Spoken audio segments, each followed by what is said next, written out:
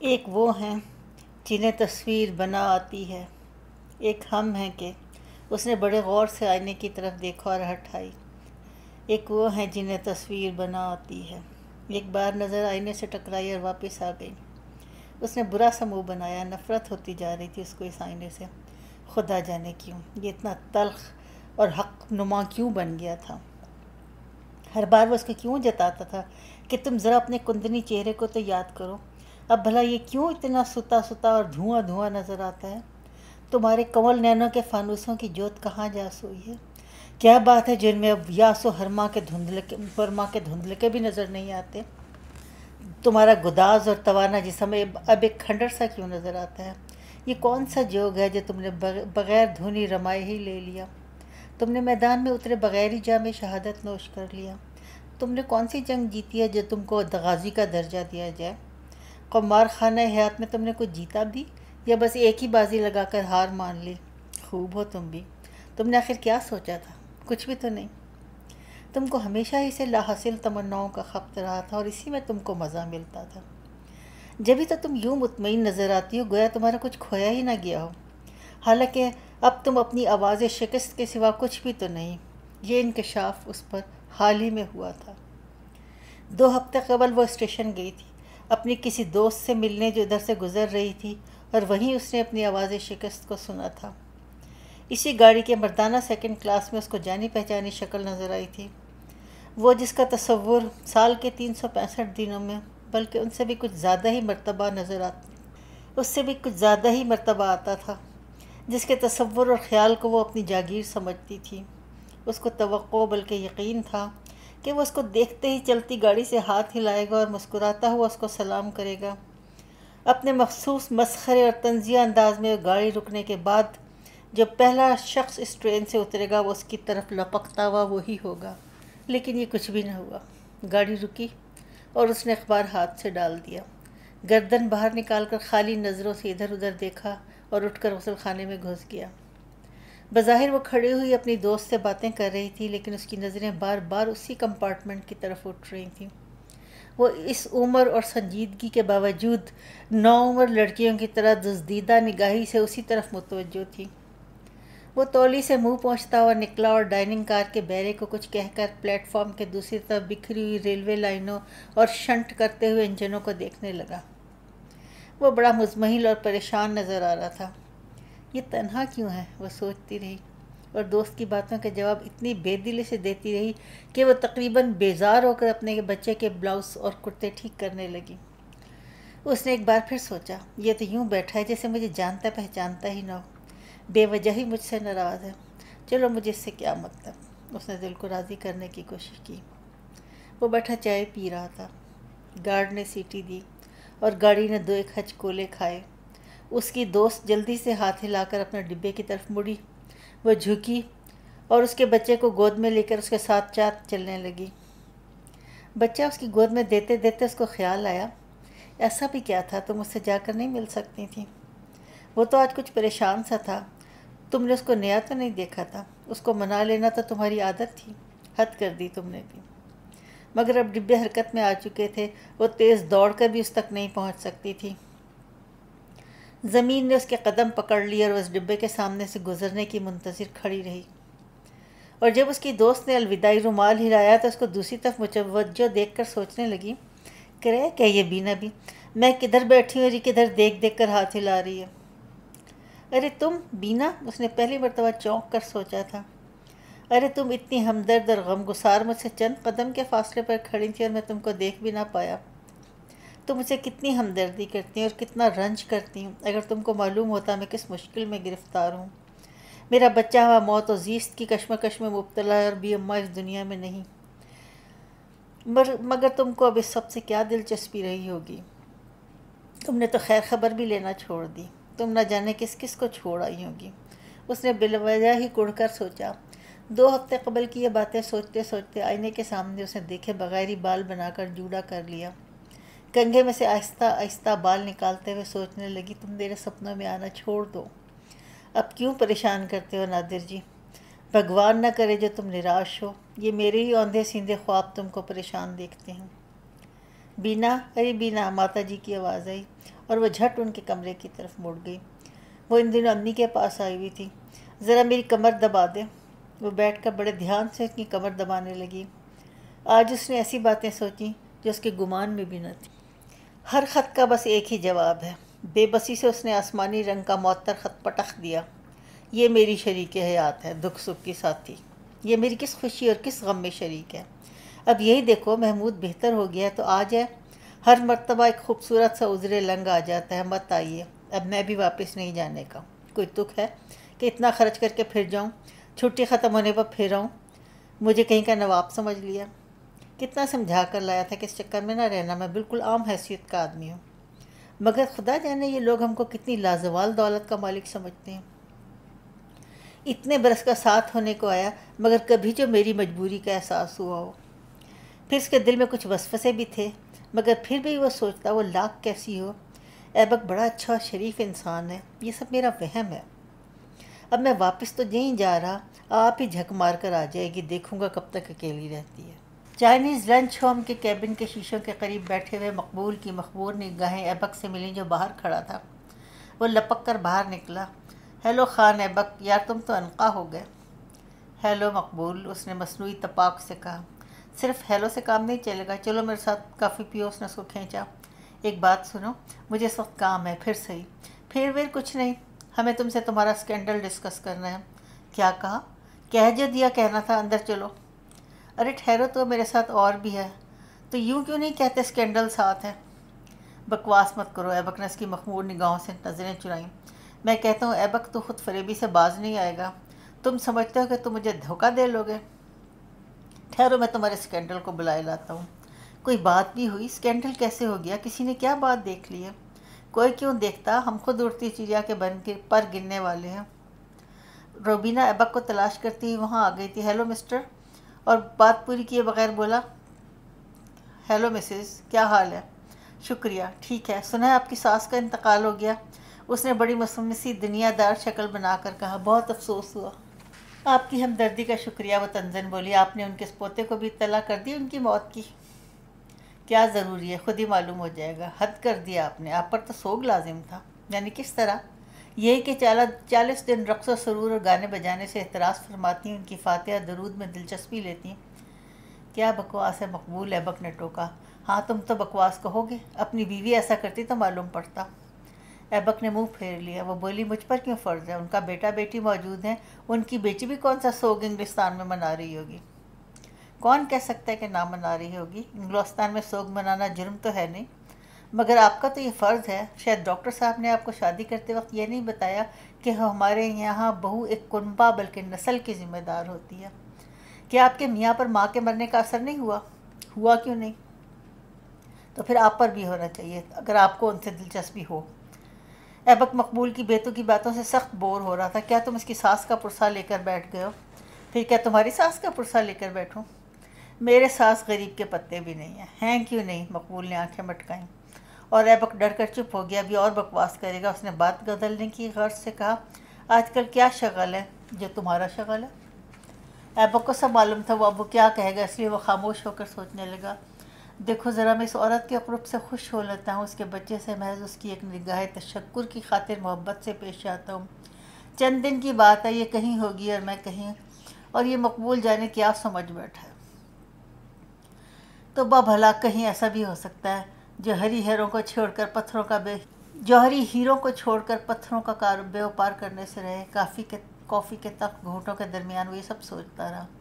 شیشوں کے باہر سامنے کی بلندی پر درخت نظر آ رہے تھے۔ بارش جو اچانک ہی شروع ہو گئی تھی اب بند ہو چکی تھی۔ درختوں کے کاہی رنگ امڈی ہوئی بدلی میں اور بھی پراسرار نظر آ رہے تھے اور پانی کے قطرے ٹپ ٹپ گر رہے تھے۔ یہ پہاڑی برکھا ایبک کی زندگی سے کتنی مشابہ تھی، بالکل اس کی ذہنی کیفیت کی تصویر۔ گھڑی جم جم کرتی برستی بارش اور پھر یہ نیلے آکاش پر پھیلے ہوئے قوس و قزح کے رنگ اور کبھی گھور اندھیرا۔ مقبول کچھ عجیب نگاہوں سے روبینہ کو دیکھ رہا تھا۔ اس کی نگاہیں اور ہر انداز پکار کر کہہ رہا تھا، تم کاہے کو یہاں گھسی بیٹھی ہو؟ ذرا گھڑی بھر کو دفع ہو جاؤ تو ہم بھی اپنے یار سے بات کر سکیں۔ یار ایبک، میں تم سے بات کرنا چاہتا ہوں۔ وہ ہنسا، اس کا دل خود چاہتا تھا کسی سے کچھ کہے اور کسی کی سنے تو شاید اس دلدل سے نکلنے کی کوئی صورت پیدا ہو سکے، مگر وہ مقبول سے بات کرنا نہ چاہتا تھا۔ وہ تو ایسی شیطانی اسکیمیں اور ایسے تباہ کن راستے پیش کرتا جو راستے سے منزلوں کو دور پہنچاتے ہیں۔ کرو نا بات، بیٹھا تو ہوں تمہارے سامنے، کیا بات کریں؟ اس نے سگریٹ سلگایا اور کٹتی ہوئی نظروں سے روبینہ کو دیکھا۔ وہ کھڑی ہو گئی۔ ایبک تم یہاں بیٹھے ہو، میں تھوڑی دیر کے لیے جا رہی ہوں۔ کہاں؟ ایبک بھی کھڑا ہونے لگا۔ تم بیٹھو، میں اپنی ایک دوست کے پاس جا رہی ہوں، سارا نوبل کے پاس۔ میں یہاں کب تک بیٹھوں گا؟ وہ مقبول کے ساتھ تنہا رہ جانے سے گھبرایا، اور مقبول بیچ میں ٹپکا۔ کب تک؟ کیوں بیٹھو گے؟ تم میرے ساتھ چلو، پھر ہم جا کر ان تک پہنچا دیں گے، آپ مجھے پتہ بتا دیں۔ گرین ووڈ ہے نا؟ مگر وہ ٹھہر کے بولی، میں خود ہی آ جاؤں گی، کھانا میں اس کے پاس کھا لوں گی، اور وہ باہر نکل گئی۔ بھائی مقبول بہت بدتمیزی کرنے لگے۔ ارے ہماری نہ پوچھو، بات کرنے کا موقع بھی ملے کس طرح؟ چلو پھر کرو۔ اس کا سر ادھر سے ادھر تک ہلا۔ میرے کمرے پر چلو تب ہوں گی۔ اس کا درمیانے سے ذرا دبتا ہوا قد اور کھلتا ہوا صاف رنگ نیلے رنگ کے سوٹ میں خوب ٹھکا ٹھکایا اور جچتا ہوا نظر آ رہا تھا۔ راستے بھر وہ بڑے نارمل انداز میں باتیں کرتا رہا۔ کمرے میں پہنچتے ہی اس نے تیور بدل لیے، برسات ایک طرف ڈالی اور کوٹ اتار کر ٹانگ دیا۔ میز پر سے چاندنی کی ڈبیا میں سے باجرے کی سی کتری ہوئی چھالیاں منہ میں بھری، بڑے اہتمام سے الائچی چھیلی اور دانہ دانہ منہ میں رکھ کر چاندی کی سینک میں قوام لے کر چاٹا، پھر تمام لوازمات ایبک کے سامنے پیش کر دیے۔ تم کھاؤ گے؟ میں نہیں کھاتا۔ کھاؤ گے کیسے نہیں؟ پان کھاؤ میاں، پان تو ساری مشکلیں چٹکی بجاتے ہی حل ہو جائیں۔ اس نے پیک کو منہ میں تول کر ایبک کو اپنے گول گول دیدوں سے گھورا اور ایک قہقہ لگایا۔ ایبک نے کھا لیا۔ قوام بھی لو، اس نے حکم دیا۔ نہیں بھائی، میرا سر چکراتا ہے، بانگڑو خان کہیں کا، اس میں کچھ شک ہے؟ ہاں تو میاں ایبک بتاؤ کہ تمہارے کیا ارادے ہیں اور کس سٹیج پر ہو؟ نہ کوئی ارادہ ہے اور نہ سٹیج۔ ہم سے مت چلو، میں کیسے مان لوں کہ تم دونوں کے درمیان کوئی بات نہیں؟ اس نے عورتوں کی طرح سر مٹکایا۔ مت مانو، میں تم سے کب منوا رہا ہوں؟ اور یہ سکینڈل؟ مقبول نے ایسی مایوسی سے کہا گویا پلے پلائے سکینڈل کا خون ہوا جا رہا ہو۔ ایسا کیا سکینڈل ہے؟ سکینڈل کے مصنف بھی تو تم ہی ہو، تو یار کچھ کر کیوں نہیں گزرتا؟ بدتمیزی مت کر۔ استاد کے گھر رہ کے بڑا ادب سلیقہ سیکھ گئے جو مجھے بدتمیزی کے طعنے دے رہے ہو۔ ہم تو یوں ہی بدتمیزی کریں گے، کرو شوق سے۔ دیکھو ایبک، اس طرح کٹنے اور کٹے توڑانے سے کام نہیں بنتا۔ اپنے دل پر ہاتھ رکھ کر سنجیدگی سے سوچو، کب تک دو میں تیسرا آنکھوں میں ٹھیکرا بنے گھومو گے؟ کب تک کا کیا سوال ہے؟ وہ اپنی راہ جانے والی، میں اپنی طرف کہیں چل دوں گا۔ خپتی، بڑی شاعرانہ باتیں فرماتے ہو۔ اگر تو اس کا کرم ہوتا کہ کہیں جا کر اپنی زندگی کا بہتر ڈھنگ نکال لیتا تو میں نصیحت ہی کیوں کرنے بیٹھتا؟ اے بھائی تو میں کیا کروں پھر؟ کسی کل چین بھی لینے دو گے؟ چین کی بنسی بجوانے کا ارادہ ہے، جو میں کہوں اس کو کھول کر سنو گے؟ سناؤ، وہ بے بسی سے بولا۔ میرا کہنا یہ ہے کہ اس نیک بخت ڈاکٹر سے صاف صاف بات کر لو کہ یہ تم سے راضی نہیں۔ حد ہو گئی، وہ اس غریب کو وہاں سے لے کر آیا، کچھ محبت ہوگی ہی۔ یہ پہلے سوچنے کی بات تھی، اس کا اب ہوش آیا۔ اور اس ڈاکٹر کو کیا کہوں؟ اس کو چاہے کسی پتھر کی مورتی سے محبت کرے، جب وہ گھاس نہیں ڈالتی تو کاہے کو دم دیے دیتے ہیں، گدھے تو نہیں؟ کیوں بیچارے کو گدھا سدا کہہ رہے ہو؟ کہوں گا، وہ الو کا پٹھا کیوں ہے؟ الو کا پٹھا تو میں ہوں، تم ہی ہو کمبخت بزدل چوہوں کی خصلت والے ایبک۔ یہ شرافت نہیں ہے کہ بلا وجہ ہی کسی کے گھریلو حالات خراب کرتے رہو اور سوچے جاؤ کہ ہم شرافت سے کام لے رہے ہیں۔ یہ بات تو ہر وقت مجھے پریشان لگتی ہے مگر مقبول، مجھے لگتا ہے قسمت میرے ساتھ مذاق پہ آمادہ ہے۔ مجھے واقعی اس سے ایسی محبت ہے جس کے تم قائل ہی نہیں۔ وہ میری نظروں سے دور ہو جاتی ہے تو اندھیرا ہی نظر آتا ہے، لیکن میں اپنی محبت کی قیمت ڈاکٹر نادر کے دام ادا نہیں کرنا چاہتا۔ اس لیے میں الہ آباد سے بھاگ آیا تھا، لیکن اسے قسمت یہاں لے آئی۔ یہ سب افسانوی اور خیالی باتیں ہیں۔ بک تم کیوں کہتے ہو کہ قسمت تم سے مذاق کر رہی ہے؟ یوں کیوں نہیں کہتے کہ قسمت تمہارے لیے راستے ہموار کر رہی ہے؟ مجھے نہیں معلوم تھا کہ تم اتنی گودڑ قسم کی عقل کے مالک ہو اور اس قدر ناعقبند اندیش۔ ارے بھائی تو میں کیا کروں، اس کی بیوی لے کر بھاگ جاؤں؟ بھاگ جانے میں کیا مذائقہ ہے؟ اقبال نے بڑی مسمسی شکل بنا کر کہا۔ موجودہ صورتحال کی بنسبت ہر دوسری تدبیر بہتر ہوگی۔ سوچو تو آخر یوں کب تک وقت نکالو گے؟ اور میرے خیال میں تو اب جس راہ پر تم دونوں چل رہے ہو وہاں سے واپسی کا بھی کوئی فائدہ نہیں۔ فرض کرو اگر تم بڑے سعادت مند اور برخوردار بن کے بحسرت و یاس اس سے کنارہ کشی بھی اختیار کر لو گے تو اس الو کے پٹھے ڈاکٹر سے دوبارہ محبت کرنے سے رہی، وہ تو ہے ہی ممکنات۔ ایک مرتبہ محبت تم سے کروا دی تو دوسری مرتبہ کسی اور سے کروا کر بیٹھ رہے گا، اس طرح بھی وہ نقصان میں رہے گا، تو تم کاہے کو اس کی مشکل آسان نہ کر دو۔ ایبک، زندگی بار بار نہیں آتی، ایسی خاموش قربانیاں دینا قطعی حماقت ہے، میاں ہمارا تو قول ہے بابر باعش کوش کے عالم دوبارہ نیست۔ کیا سمجھے؟ ہوں، سمجھ رہا ہوں۔ اس مرتبہ ایبک کی آواز کمزور تھی۔ تمہارے بھلے کی ہی کہتا ہوں۔ اس نے یہ سوچا اور دوسرے ہی دن بغیر کہے سنے چل دیا۔ اس کی سوچ کا یہی نتیجہ نکلنا تھا اور وہ گھر آ گیا۔ اس مرتبہ نور محمد نے اس کو کئی مرتبہ چھیڑا۔ ہم کہتے ہیں بھیا کا دل تو اب ہمارے ہاں لگتا ہی نہیں۔ کیا بات ہے، معلوم ہوتا ہے انگریزی کھانوں کی چاٹ پڑ گئی ہے۔ کبھی کہتا تمہارا دل دو بٹھوں کے پاس کاہے کو لگے گا، وہ ہنس کر، اور کبھی گردن جھکا کر خاموش ہو جاتا۔ اس طرح ایک ہفتہ گزر گیا۔ اتوار کا دن تھا اور خانزادہ اور ایبک باغ میں پھولوں کے پود لگوا رہے تھے کہ وہ پھاٹک کے اندر داخل ہوئی۔ ایک کشمیری، ایک سوٹ کیس اور بستر اٹھائے ہاتھ میں باسکٹ لیے اس کے ساتھ محمود تھا۔ وہ محمود کی انگلی پکڑے ہوئے آہستہ آہستہ ان کی طرف بڑھ رہی تھی۔ خانزادہ گل نواز نے اس کو آتے دیکھا اور خاموش ہو گئے۔ ایبک اس کو دیکھ کر بے انتہا جذبوز ہوا۔ انگریز ہو کر بھی یہ اتنا بے تکا پن کرے گی، اس کو یقین نہیں تھا۔ وہ مسکراتی ہوئی بڑے اطمینان سے چلی آ رہی تھی۔ اس کو دیکھ کر بڑی گرم جوشی سے بولی، ہیلو ایبک۔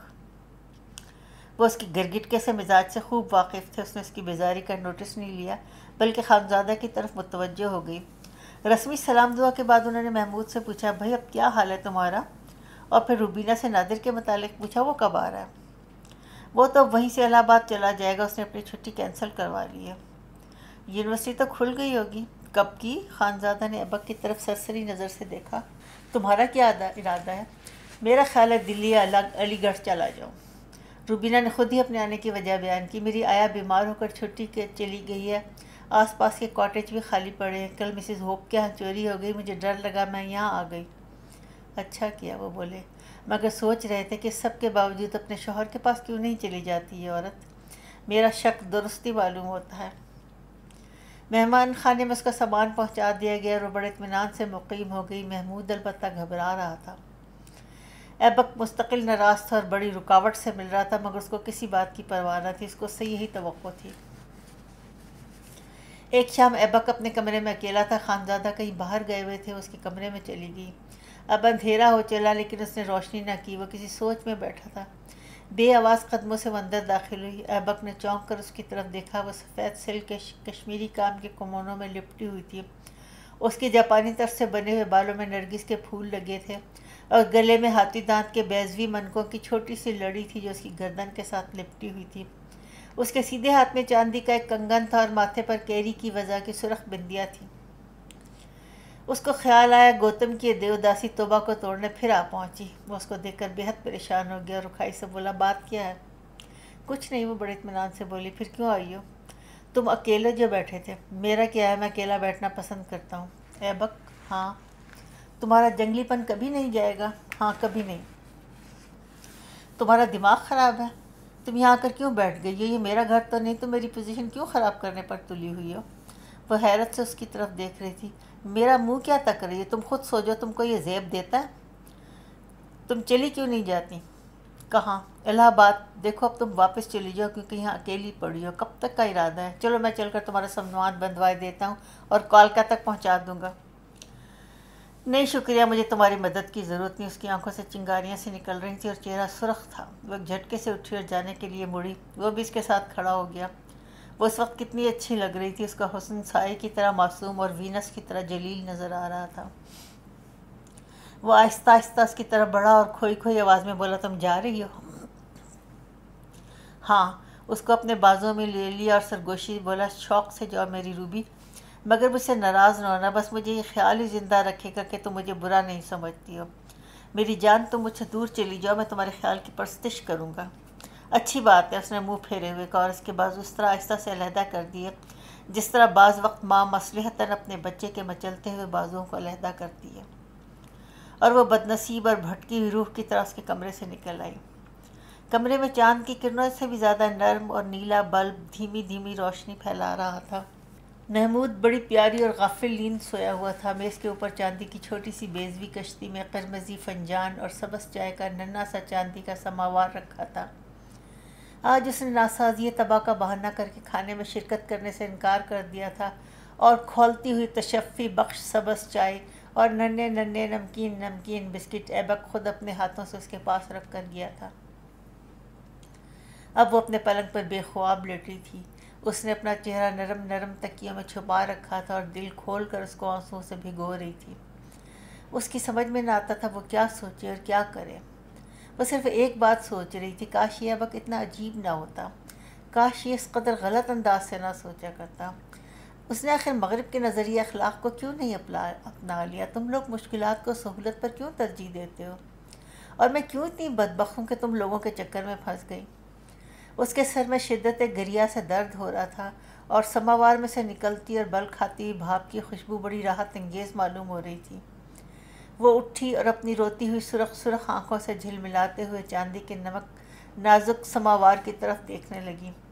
اس کی شکل اور ساخت، اس پر بنا ہوا باریک اور پیچیدہ کام، اس کی خوبصورت جالیاں اپنے بنانے اور برتنے والوں کے مزاج اور افتاد طبع کی طرف اشارہ کر رہی تھی۔ اس نے سماوار کے اندر سمائے ہوئے چند ننھے ننھے انگاروں کو دیکھا جن کی روشنی میں چاندی کی آپ سرخ نظر آ رہی تھی، گرم اور نفیس ہوتے ہیں، اس نے سوچا، اور سماوار اٹھا کر فنجان میں گرم گرم سبز چائے انڈیلنے لگی۔ ایبک کے یہاں کی یہ سبز چائے اس کو بہت پسند تھی۔ اس نے چند گرم گرم گھونٹ پی لینے کے بعد اس کے دل اور دماغ پر چھایا ہوا اندھیرا دھواں کے بادل کی طرح تحلیل ہوتا ہوا محسوس کیا۔ وہ خود بخود مسکرا دی۔ سبز چائے اس کے درد کو دور کر رہی تھی۔